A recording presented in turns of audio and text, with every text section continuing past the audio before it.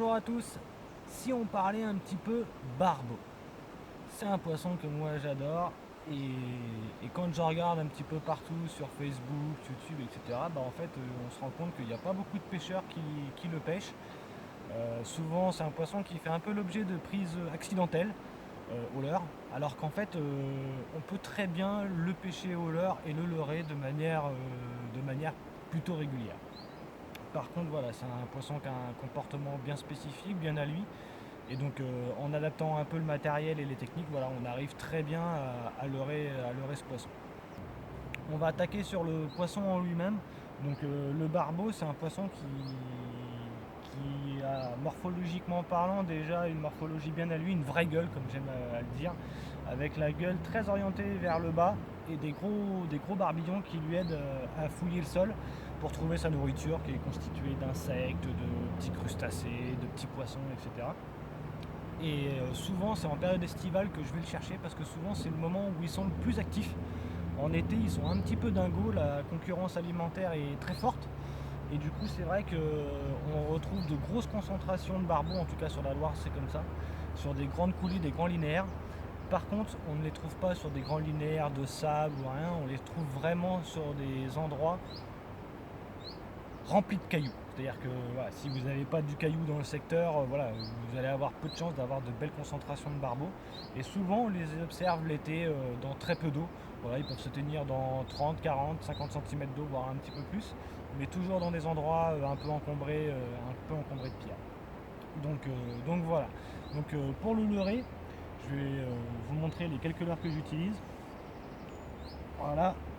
En fait, j'utilise principalement trois types de leurres. Je vais vous les montrer rapidement à la caméra. Hop. Voilà. Alors, ici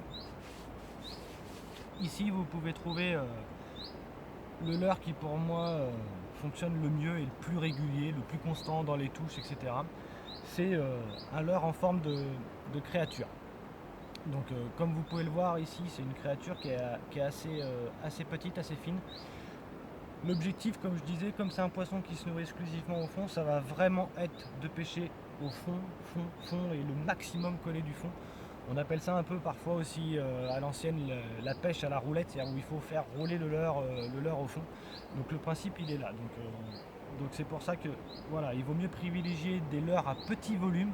Et si vous choisissez les créatures, voilà, prenez toujours des créatures vraiment fines de corps et qui vont avoir le moins de résistance possible au courant. Et là en l'occurrence c'est la Bottle Shrimp de chez Megabass en 2,4 pouces. Ça m'arrive aussi de les pêcher avec la 3 pouces, mais disons qu'avec la 2,4 vous aurez des touches plus régulières. Le deuxième leurre que j'utilise c'est simplement un shad. Donc là ici c'est un one up en 3 pouces. Vous pouvez utiliser aussi le 2 pouces. Quand je pêche au shad, je pêche exclusivement avec le 3 pouces quasiment, mais le 2-3 pouces font très bien l'affaire. Voilà, le 3 pouces c'est pour rendre un petit peu plus visible le leurre et puis aussi permettre de sélectionner un peu la taille des poissons. Et puis le troisième leurre, donc là ici c'est un finesse comme vous pouvez le voir avec la caudale pardon. Donc là c'est le V-Tail de chez Duo en 3 pouces. Donc voilà, c'est un leurre que j'aime beaucoup aussi. D'ailleurs j'ai mon record avec ce leurre là. Voilà, donc le principe de base ça va être de faire gratter et faire évoluer votre leurre sur le fond. Et donc voilà, ces trois types de leurres qui sont assez imitatifs de la nourriture que trouvent les barbeaux, notamment sur la Loire. Et donc voilà, c'est les trois types de leurres souples qui m'apportent le plus de résultats. Les grammages, généralement je pêche en 7 grammes sur la plupart des spots où je pratique. Mais en fonction des conditions, aussi des débits et surtout en fonction du vent, 7 grammes ça peut être un petit peu limite parce que ce qui va être très important dans cette technique, c'est de coller au fond, mais surtout de pouvoir contrôler la dérive de votre leurre et la bannière. Et quand il y a du vent, si vous n'êtes pas plombé assez lourd, en fait votre leurre peut avoir du mal à évoluer vraiment collé au fond et à vraiment gratter et rouler au fond. Donc des fois il peut être nécessaire de monter un petit peu en grammage. Donc majoritairement du 7 grammes, 9 grammes, et ça m'arrive quand il y a un petit peu de vent de monter jusqu'à 10,5 grammes, toujours avec la décoille VJ73. Voilà pour les têtes plombées. Vous pouvez aussi leurrer le barbeau avec des leurres dures.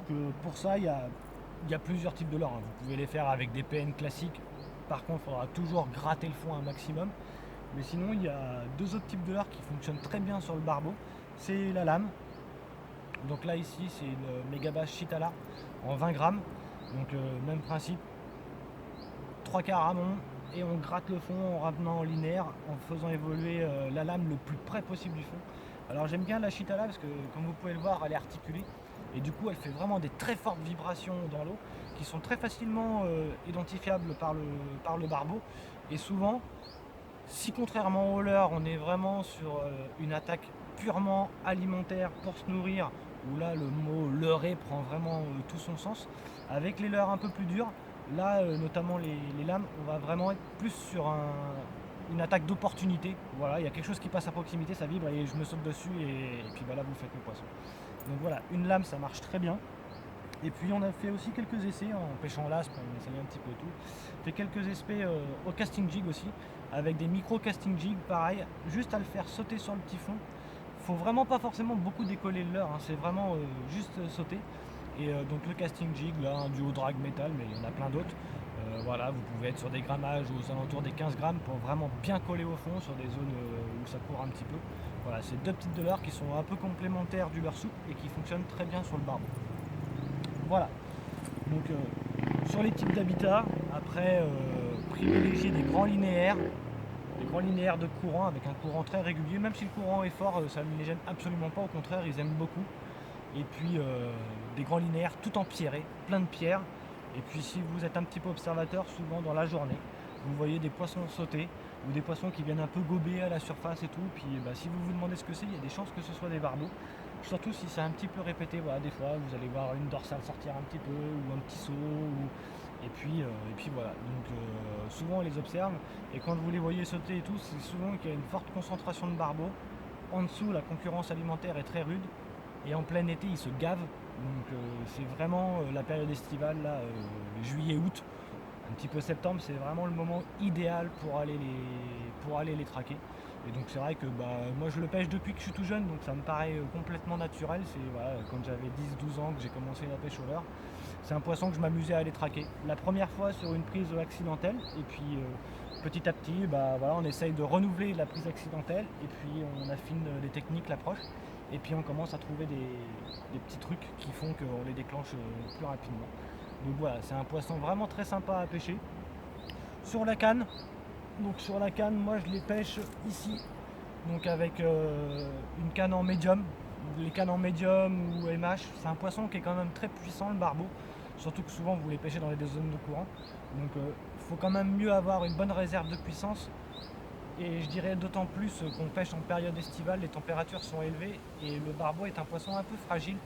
Non pas qu'il est hémophile plus que ça, mais c'est surtout que dans le combat, en fait, il va vraiment s'épuiser et donner tout ce qu'il a. C'est un poisson tout en muscles. Et du coup, en fait, ils arrivent à la fin du combat vraiment très fatigués. Donc, avoir une canne d'une puissance un peu supérieure, ça permet de raccourcir un petit peu la durée du combat et de pouvoir faire des releases dans de meilleures conditions pour le poisson. Donc voilà, là ici c'est une 82M. Alors en termes de taille, donc là ici celle-là c'est une 2,50 m. Sur les longueurs de canne tournées entre 2,20 m, 2,10 m et plus. C'est important d'avoir une bonne longueur pour justement bien contrôler la dérive de votre leurre. Ça c'est important. Et puis un bon talon aussi pour les combats. Au niveau du moulin, donc bah là c'est un Megabass Link 258 HM.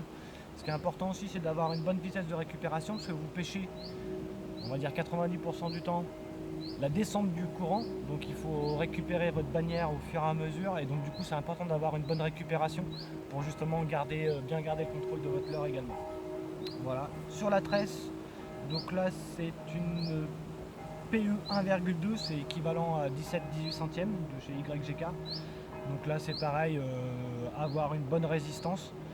Prenez-la pas trop grosse, parce que l'objectif c'est vraiment que votre leurre colle au maximum le fond. Si votre tresse est trop grosse, ça va avoir tendance à avoir plus de prise au courant, voire de prise au vent. Donc si elle est trop grosse, ça peut être un peu pénalisant. Et puis au niveau du fluorocarbone, donc là je suis sur du 10 LB, donc c'est équivalent à 27 centièmes. Vous pouvez monter même jusqu'à 30. C'est quand même important d'avoir un badling assez résistant et fluorocarbone obligatoire parce que comme vous pêchez dans les pierres, il faut que votre badling puisse résister à l'abrasion. Donc voilà, fluorocarbone obligatoire. Voilà, sur la longueur, plus c'est long, plus c'est bon, c'est ce qu'on dit. Donc voilà, essayez d'avoir 3-4 mètres, allez, entre 2,50 m et 4 mètres de fluorocarbone, parce que vous allez souvent accrocher, vous allez souvent casser en pêchant le barbeau. Du coup, il va falloir remonter souvent et c'est pas forcément super sympa de refaire son badling quand il est trop court toutes les 10 minutes. Donc voilà, un badling un peu long de 4 mètres et puis comme ça vous permet de changer quelques heures sans avoir à refaire votre nœud de rasoir. Voilà pour le matériel. Je pense que j'ai à peu près tout dit là-dessus. Parlons un petit peu de la manière de les pêcher, parce que comme j'arrête pas de répéter qu'il faut pêcher vraiment près du fond ou à la roulette. Ça demande un petit peu d'explication. Le principe de base, il y a deux grands principes pour faire du barbeau. Le premier, vous pouvez les faire à vue. Souvent, comme je vous expliquais, on les voit sur des spots un peu profonds.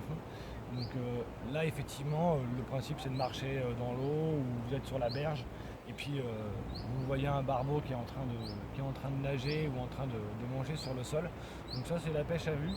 Donc là, il suffit juste en fait d'arriver à venir glisser le leurre à proximité du poisson et espérer qu'il le prenne. C'est pas la technique que j'utilise, enfin c'est pas l'approche que j'utilise le plus. Voilà, c'est vraiment ça, des pêches d'opportunité, que vous pouvez être en bateau ou dans toute situation. Moi, je vais plutôt pratiquer la pêche à la roulette, la pêche en dérive, ou je ne sais pas comment vous pouvez l'appeler. En gros, le principe, c'est voilà, vous avez repéré votre spot, ou en tout cas le spot où vous pensez qu'il peut y avoir du barbeau, c'est plein de pierres, etc. Le principe, c'est de jeter en général 3 quarts en amont du courant, et de laisser dériver, rouler votre leurre avec des petits coups ou simplement le faire dériver sur le fond. Et puis au gré des dérives de vous faire intercepter votre leurre par les barbeaux. Ça c'est la technique que j'utilise le plus. Et puis il y a aussi une petite approche qui est 3 quarts aval. Ça c'est une technique que j'utilise vraiment quand les conditions climatiques avec beaucoup de vent, où en fait c'est vraiment très difficile de contrôler la ligne avec la dérive du courant, notamment quand le vent est dans le sens du courant et qui vous pousse votre leurre. Donc là, très difficile de le faire évoluer au fond, donc vous pouvez utiliser la technique 3 quarts aval. Mais voilà, le principe c'est vraiment 3 quarts amont et vraiment c'est simplement de récupérer votre bannière au fur et à mesure que votre leurre descend le courant, avec des petits sauts, etc. Et puis après c'est de peigner les différentes coulées sur votre spot pour essayer d'intercepter les barbeaux qui sont là, qui eux vont venir se saisir de votre leurre au passage. Voilà, donc c'est vraiment gratter un maximum le fond. C'est pour ça qu'on appelle ça un peu la pêche à la roulette, quoi. En fait votre leurre il roule sur le fond, et en fait le barbeau lui qui est en train de fouiner va venir se saisir de votre leurre à son passage. Voilà, c'est le principe. Au niveau de la touche, c'est variable, hein. Il y a des touches qu'on sent vraiment très bien quand le barbeau en fait vient saisir votre leurre, c'est-à-dire qu'il va se décaler de peut-être 10, 20, 30 cm de sa veine de courant pour venir intercepter votre leurre parce qu'il l'a senti avec de la tractant ou parce qu'il l'a vu ou avec ses barbillons il l'a détecté. Donc là effectivement souvent vous avez une grosse touche et puis parfois quand vous êtes vraiment dans l'axe et que en gros vous venez lui déposer dans la bouche, là des fois vous n'allez pas forcément sentir la touche. Par contre forcément la dérive s'arrête et puis à la récupération vous avez l'impression d'être accroché, puis là quand vous mettez un petit coup, là vous sentez tout de suite la tirée. C'est des grosses tirées, poisson de fond qui est vraiment très musculeux. Donc voilà, la touche c'est très variable. Par contre le combat lui est toujours hyper sympa, hyper musclé. Donc là du coup je vais aller enfiler tout de suite les waders. On va aller au bord de l'eau, je vais vous montrer visuellement comment je fais des petites animations. Et puis j'espère qu'on va faire du poisson. Voilà, allez, c'est parti.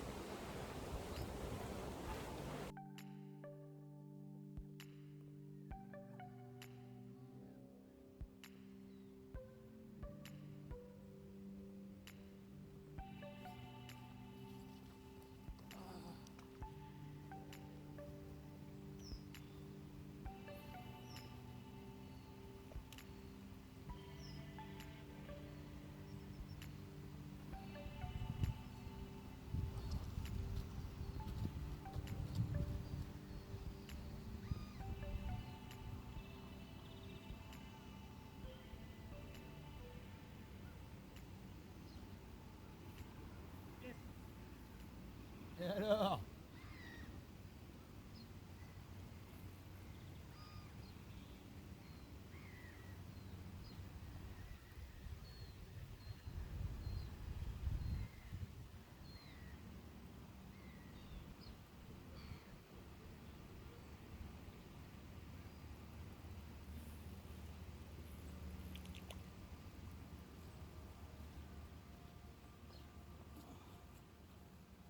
te dis que c'est la dernière.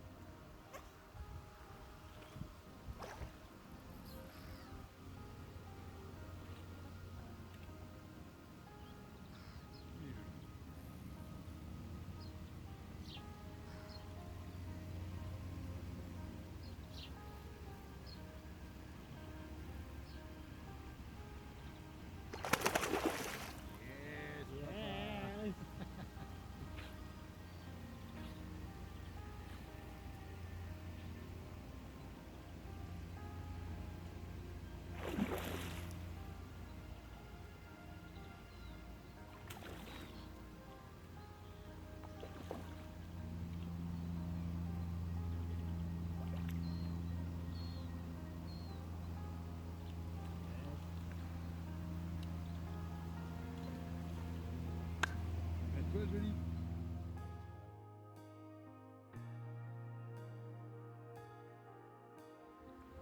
Yeah.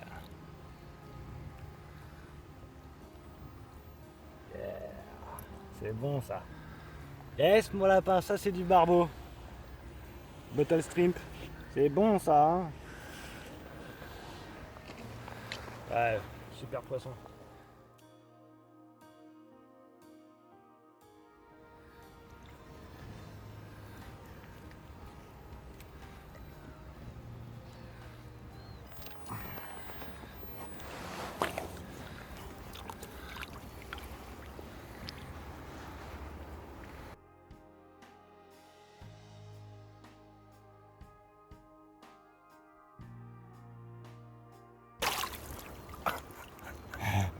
C'est bon ça.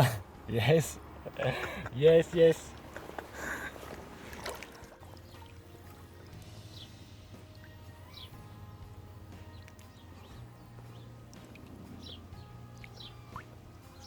Ça donne la banane, hein, ces poissons. Hein. C'est quand même la grosse patate.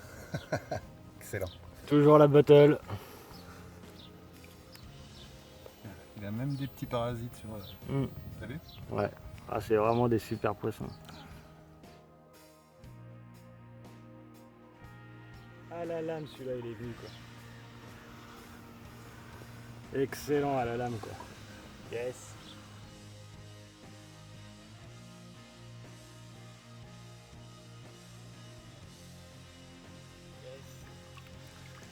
Super poisson.